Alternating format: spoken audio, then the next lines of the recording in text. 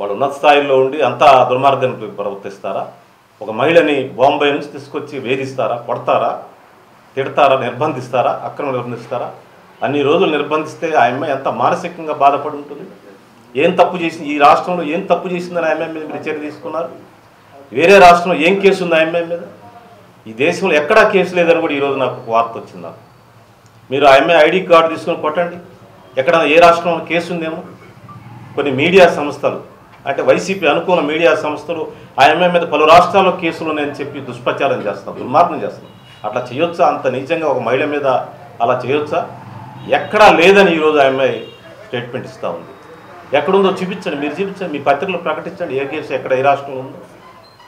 కనుక ఈ దుర్మార్గంలో, ఈ నీచంలో పాల్గొన్న, ఈ రాజ్యాంగ వ్యతిరేక చర్యలో పాల్గొన్న ముగ్గురు అధికారులు చట్టం ముందు లొంగిపోయి వాళ్ళు ప్రజల ముందుకు వచ్చి క్షమాపణ చెప్పి తమ ఐపీఎస్కి రాజీనామా చేస్తే దేశంలో ఐపీఎస్ వ్యవస్థకు ఒక గౌరవం పెరుగుతుంది.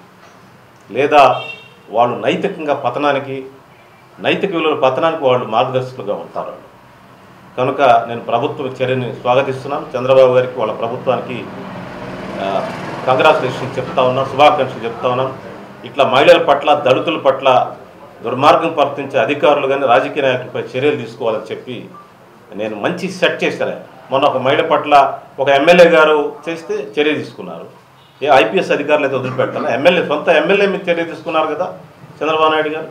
చిత్తూరు జిల్లాలో సొంత ఎమ్మెల్యే మీద చర్య తీసుకున్నప్పుడు ఒక ఐపీఎస్ అధికారులు ఒక మహిళ పట్ల రాంగ్ బిహేవ్ చేస్తే చర్య తీసుకుంటే తప్పేంటి? కాబట్టి ఈ చర్యని అందరు మహిళా సంఘాలు, అన్ని రాజకీయ పార్టీలు స్వాగతం చెప్పాల్సిన అవసరం ఉంది. రాష్ట్రం మొత్తం కూడా ఈ విషయాన్ని హర్షిస్తూ ఉన్నారు.